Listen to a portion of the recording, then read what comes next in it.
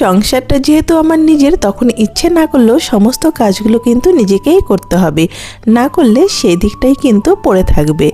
আজ প্রায় 2 দিন হলো এই জিনিসপত্রগুলো গোছাচ্ছি।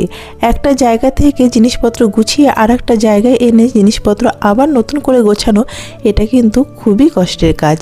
যাই হোক, আমি প্রায় 2 দিন ধরে মোটামুটি গুছিয়ে নিয়েছি, যতটুকু না করলেই নয়। আর আমার এই 5 মাসের প্রেগনেন্সি জার্নিতে খুব বেশি তাড়াতাড়ি কাজকর্ম করতে পারি না।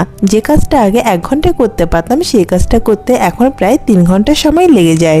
আজকে ছিল আমার অ্যানোমালি স্ক্যানের ডেট, তাই আমরা রেডি হয়ে বেরিয়ে পড়েছিলাম ডায়াগনস্টিক সেন্টারের উদ্দেশ্যে। আর এই ডায়াগনস্টিক সেন্টারে গিয়ে বাইরে থেকে 2-1টা ভিডিও ক্লিপ নেওয়া গেলেও ভেতরে কিন্তু ক্যামেরা অ্যালাউ ছিল না, তাই আর কোনো ভিডিও ক্লিপ নেওয়া হয়নি। এরপরে আমার অ্যানোমালি স্ক্যান করে কিছুক্ষণ ওয়েট করছিলাম। ওখান থেকে বলছিল যে 30 মিনিট পরে রিপোর্টটা দিয়ে দেবে, তাই আর আমরা বাড়িতে না এসে কিছুক্ষণ ওয়েট করে রিপোর্টটা নিয়েই একবারে চলে এসেছিলাম। আর বাড়ি ফেরার সময় নিয়ে এলাম কিছু বাজার করে, যেমন ওই কিছু মুদিখানা বাজার, আর এর সঙ্গে ছিল একটা মিষ্টি দই আর 2টো দুধের প্যাকেট, সঙ্গে ছিল মিষ্টি আর প্যাটিস।